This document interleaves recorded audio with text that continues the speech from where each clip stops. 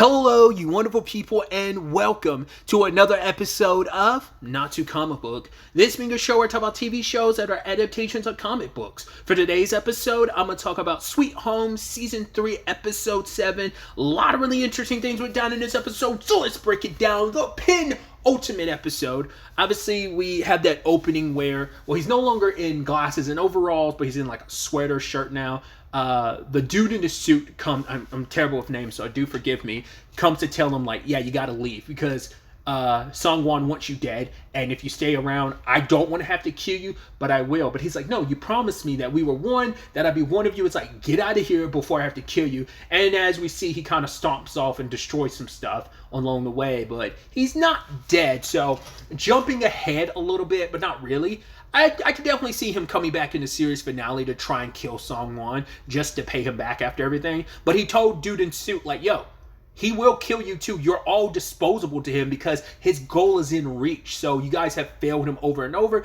You've never been like some movement of like, oh, we're in this together. He doesn't care about you. You're all means to an end to get what he wants. And he's so close to getting Yisu. He's like, he doesn't need you anymore. Hence why he kills Home Dude later. It's like, oh, you served your purpose. I don't need you. It's like, oh, you got rid of those two, didn't you? It's like, well, he didn't. Because the girl, she's still alive. She got off of the operation table and ends up running into, was it, because his name isn't, I thought his name was like Chung Seok, but apparently it's not. It's like, was it Chon Young or something like that? I forgot there was something going on between him and Yiseo, because like when they reunite, he's like, oh, I'm sorry I left without saying anything. And she's like, you went with Eon, didn't you? Actually, I don't even want to know. You're alive, and that's all that matters. Because she was about to like take herself out, because as the group was, you know, talk and is leading all the people escaping, and he ultimately, home dude, soldier dude, who was with Eon, hears whimpering, and he finds her about to kill herself. I mean, dude, she's kind of sadly in the same position as Yisu, like, where it's just like everything kind of fell apart. It's like, well, she's trapped behind all these people, and she doesn't know like how it's all going to play out. I mean, she lost Chief G, then like she was kind of getting pretty close to Miss Cha, and now she died and got murdered in front of you, and it's just like life is tragic and sad. She kind of felt like she had nothing and no one, was all alone. So, but luckily he ended up being her salvation. So, and they end up running into the woman, so she's still in play. It's kind of like a, well, she's probably not going to kill them. She was never too keen on her just randomly killing people thing. So we'll see how that plays out. But I could definitely see her coming into play next episode with the Sungwon of it all too. But who knows? Kind of staying on that front. I love Sungwon brought Dr. Lim outside, and he's like, oh, so excited to see Yisu. It's like, oh, like, don't you want to shake my hand? But he's like, no, you told me that pain will most likely make me get out of my body. He's like, how about the pain of watching you die? It's like, oh, he's like, why would you do that? You need me. He's like, no, you are always going to use me. I was a means to an end to you, weren't you? Because he doesn't know that Talk told him everything last episode. So he reaches in, rips it out of his stomach, and gets like the sample of Sungwon's blood and destroys it. And there, laying on the ground, he's still begging. He's like, please, let me become a monster. Why was it you and not me? It should have been me. And Sungwon's like, I told you before, I was chosen, and you don't deserve this. And ends up burning him, which, no love lost. Dr. Lim sucked. So it's kind of like he got his just desserts after everything. I mean, it's poetic. It's like, you are the Victor Frankenstein of this situation, and your monster came back and killed you.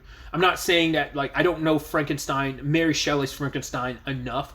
I don't think Victor dies in the story. Like, doesn't his monster get hunted down by the village and killed? Isn't that how that works? I was supposed to read it in high school, but I know the general premise of it, but I actually don't know the end of Frankenstein's story. I'd assume Dr. Frankenstein doesn't die, or his monster does. But either way, the poetic irony is like, yeah, you were killed by your monster, and you, ironically enough, wanted to become one yourself, and just you never got the opportunity. It kind of feels good. The last thing we need is you to somehow still be around long enough to become an immortal. It's like, we don't need the world doesn't need you. You suck. You deserve this. Like, all your machinations, all your plans, all your this and that, the torture, wanting to become a monster, and this is what you deserve.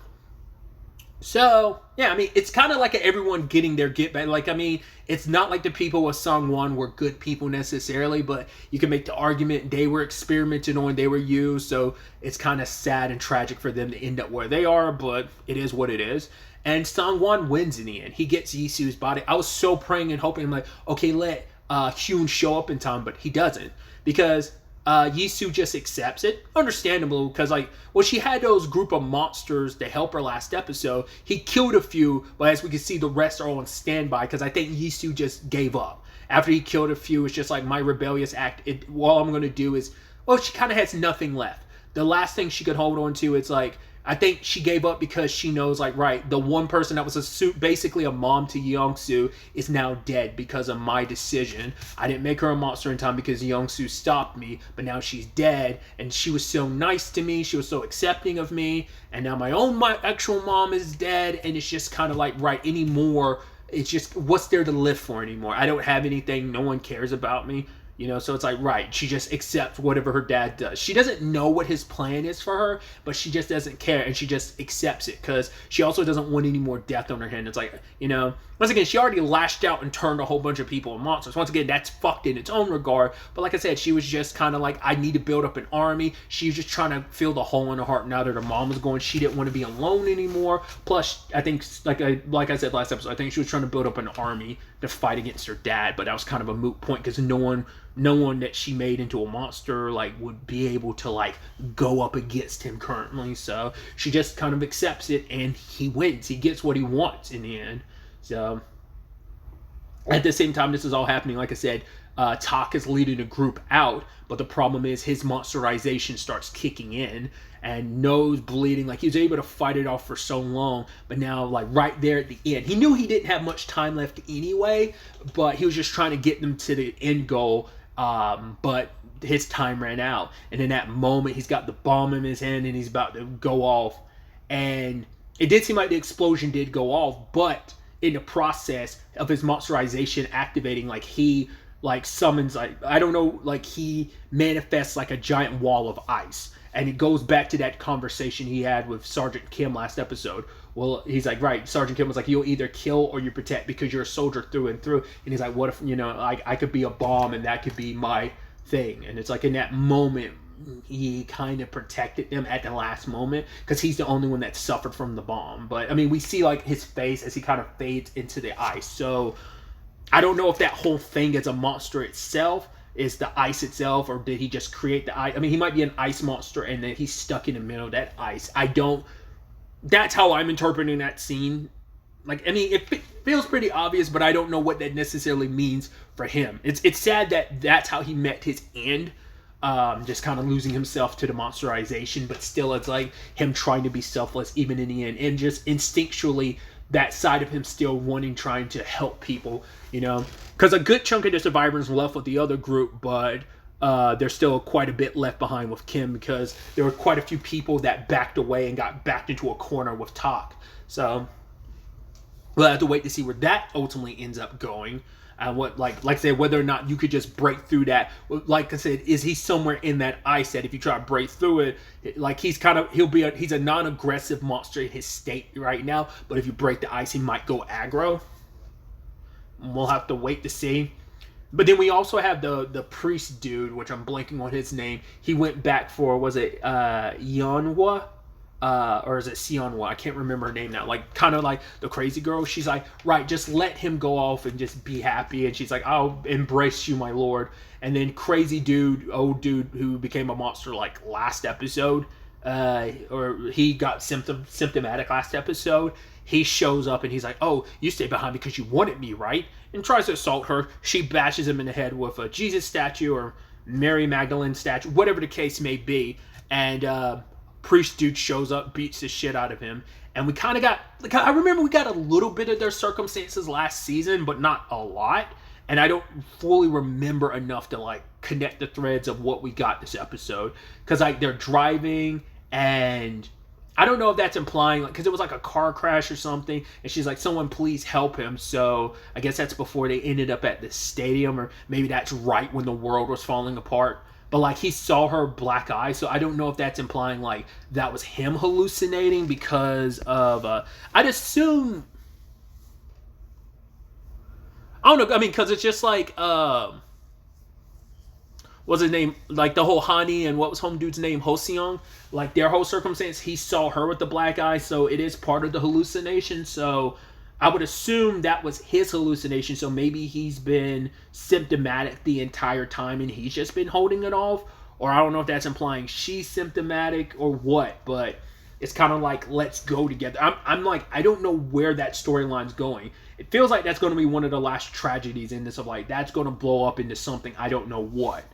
I'm surprised old dude didn't get up. I mean, he's symptomatic, but he's still in that golden phase where he can be dead. He might not be dead. He might have just gotten beat the shit up and like knocked out, but he's still in that golden hour place where he could end up dying. I mean, that's the thing too, because that might be the thing with Talk. Like, he created that wall of ice, so he might be dead. Because, like I said, I think he was still technically in that golden hour because he hadn't fully transformed yet. So, the bomb exploding, like, at the last minute, he created a wall of ice. So, the wall of ice might just be regular ice, and that was him just kind of like his, like, last spirit ditch effort. Just, all I am is this wall of ice now. All that I am is gone now, because I died in that moment, and so this wall of ice is all I am, so you can't break through it without ramification. That's me tying it all together. Like I said, won't get clarification, any clarification at all, even if it's some, until next episode, so we'll see. But that's where those, like, plot threads lead us, and finally we had Hyuk and Hyun finding their way to the stadium, and ultimately they split up. And it's like, right, whoever finds Seong Won first ends up killing him. And Hyuk is like, what, you're afraid to go off on your own? He was like, no, I'm just afraid of, like, you going off somewhere and dying by yourself. And Hyuk smiles. He's like, when did you start smiling? He's like, yeah, I saw it in a picture. He's like, don't do that. That doesn't fit you at all. So I wonder if it was specifically, like, I think there's two ways to interpret that. One could be, oh, it's from that family photo he has on himself that he doesn't let anyone know that he still has. So it might be in reference to that. Or it might just be like I'm trying to pretend to be human. Like, I'm still trying to pretend like I'm not me, but I kind of let it slip a little bit. Like I said, I think it's also supposed to be a wink. It could also be like a wink and nod to the webtoon, because he's a lot more smiley. And like I said, he puts up more of a front in the webtoon than he does in the TV show, because he's very, like, stoic and just cold in the TV show. Even though he's like that in the webtoon, he just hit it better in the webtoon. So I thought that was interesting. He sliced through some of the people that Yisu had around her, just because, well, they're active now that Yisu's body's been taken over by Sungwon, which the two of them meet, and she's like, oh yeah, I'll lead you to Yikyong. And then the moment she starts talking about, like, right, my mom raising me a monster as a human, that was her mistake. She's dead. I killed her. And then, like, he starts finally piecing together that it's Sungwon. And it's like, okay. He's like, I know you're still in there, Yisu. I will save you. And he enters her mind where she's trapped. And he finally has a face-to-face with the real Sungwon. Because it's like, right, because he's been constantly referring to Sungwon as, was it Umyong? It's the guy they met back in season 1 when those criminals showed up in season 1. That's the body he was in at the time. So that's the only way. Like, he's always known him as that, even though it's like, oh, you're in Sungwook's body, but it's like, no, like, this is, he even says, like, oh, I'm this, I'm that. No, actually, this is who I really am. I'm Sungwoo. I'm Sungwon. I'm Yikyong's fiance, and this is my kid. He's like, oh, do you think we actually look alike? Because Dr. Lim was like, oh, you guys look nothing alike. So, but he's holding Hyun in place because he's just like, oh, you just don't know when to quit, do you?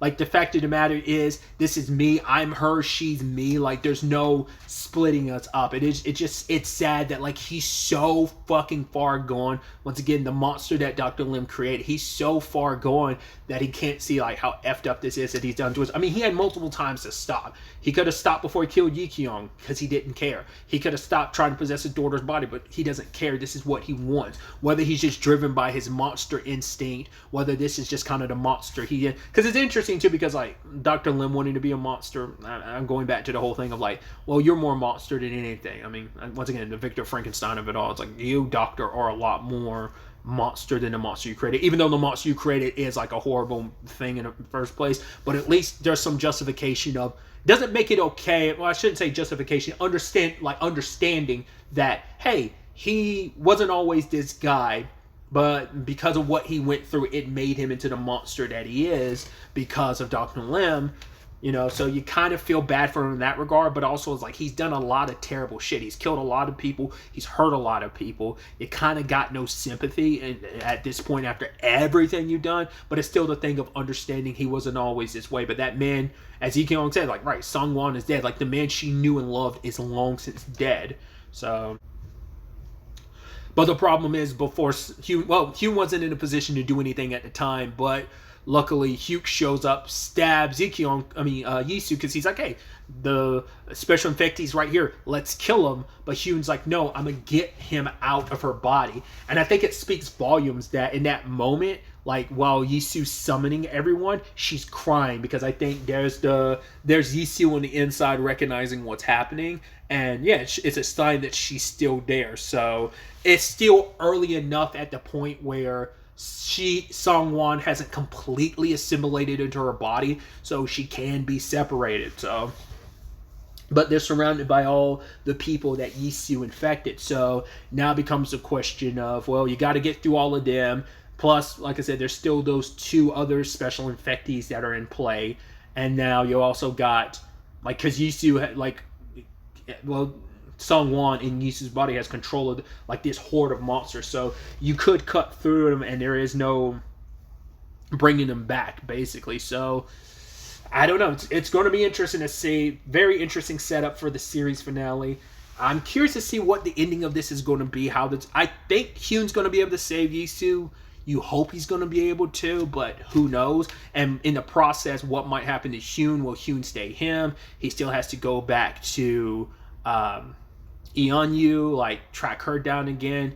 What happens to all our survivors? Like, where does this all go in the aftermath of all of this? Like, where do some of these storylines end? We'll ultimately have to wait to see where the series finale takes us going forward with all of this. But really, that's all I wanted to talk about. Till the next time we meet, be happy, be safe, live life to the fullest, and enjoy it.